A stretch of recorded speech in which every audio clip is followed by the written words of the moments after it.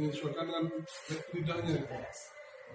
Kita jelaskan di dalam kebun kopi yang ada di Aceh itu, kalau asalnya luar biasa.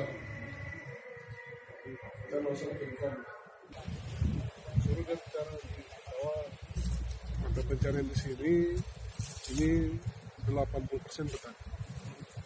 Dari 80% ini, 60% petani kopi. Kami melihat pada tanaman kopi Arabica terserang hama jamur akar, terutama akar coklat, putih, dan hitam.